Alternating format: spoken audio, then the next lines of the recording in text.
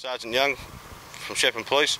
We got called here this morning about 6:30 for some car smashes involving some very heavy haulage trucks, which was caused by some excessive smoke in the air from burn-offs of hay bales in the area. Fortunately, there's been no injuries of any seriousness, and they've been very lucky to survive the carnage that we see here this morning. I'd say the road will be closed for an immediate future, probably a couple of hours at least. We're working our best to get it clear, but unfortunately, P-car traffic coming on, it's going to be quite a task.